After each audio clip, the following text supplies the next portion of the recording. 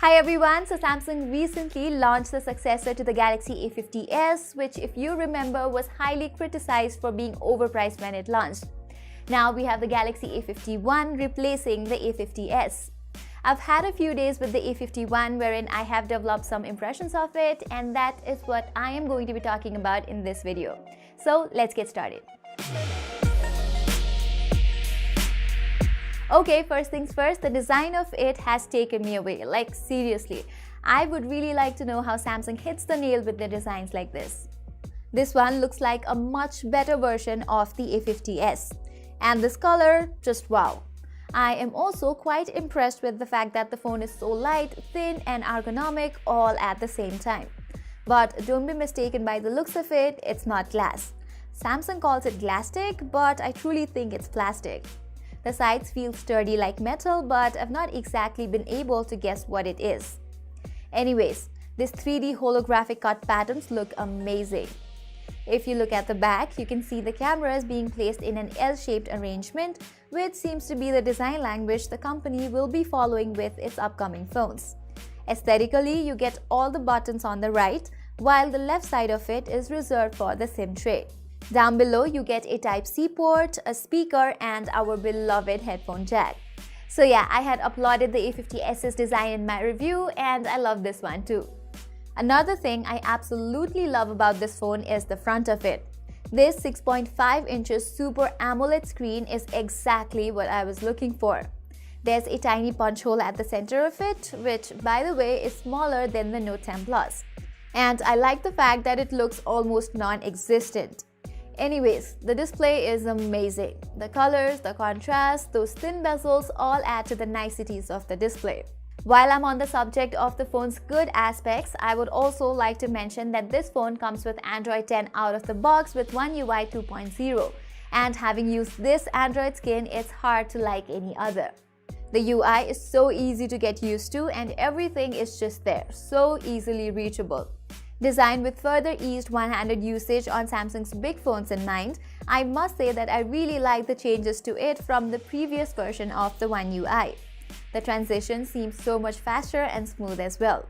The layout of items has been managed differently and for good, while the camera's UI has improved too.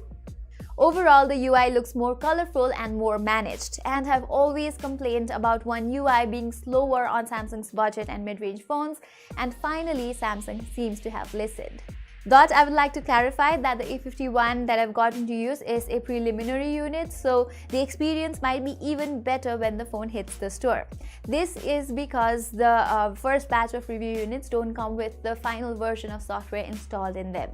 Now it's time to talk about the performance, and I have literally never seen Samsung give the most compelling chipset in their budget and mid-range lineups, and the story continues with the A51. You get the Exynos 9611 like on the A50s, and that kind of makes me want to roll my eyes in disgust, considering the A51 was supposed to be like a deserving upgrade over the A50s. Having said that, with that improved UI, you will get better performance than the A50s for sure. However, what Samsung is still pathetic at is the implementation of a faster fingerprint sensor.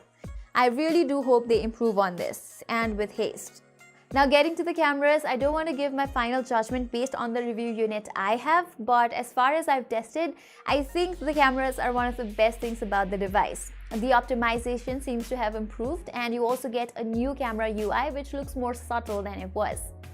Now talking about their specs, you get the same primary lens, a 48 megapixel one, then you have an improved 12 megapixel ultra wide angle lens, a 5 megapixel depth sensor as before, and an additional 5 megapixel dedicated macro lens. The macro lens seems better than the ones from Realme or Redmi, just slightly so. I have clicked a few pictures from it and here they are. Take a look and judge for yourself. The primary lens works just as good. The colors on it are punchy and the details are on point. I clicked the samples on a clear sunny day and wow, they look absolutely amazing. What I like about Samsung devices is that they have the best optimization for skies and greenery. Again, though these images look good, they might be much better in the retail units, which I will test and tell you guys in my full review.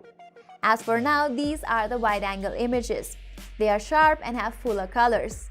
Just like the primary lens, you get nice colors in skies and greenery. Till now, I think this is one of the best ultra-wide-angle images ever seen on a mid-range phone. Now let's get to the portraits. The A50s had good portrait imaging capability, and same goes here with the A51 as well. The edge detection in portrait is fairly good. Under good lighting, you can get some truly amazing portraits like this one here. The camera does smoothen the subject's skin a little bit, but the end result, I must say, is fairly good. The 32-megapixel selfie cam works fine too. It's kind of similar to what was there on the A50s, which I had liked, and you get similar results from the A51. The software-based portrait selfies don't have the best edge detection, but looks good for what it's worth. Talking about the videos, there is still no 60 FPS capability, and stabilization is there only for 1080p videos. However, I haven't had much time with it to check them very well, so I will leave that for the full review. Battery-wise, you get the same 4000 mAh battery on the A51 like that of the A50s. Pair that with an energy-efficient 10nm processor and a Super AMOLED display, you get battery life that is more or less similar to the A50s, which lasted me for an entire day upon moderate usage.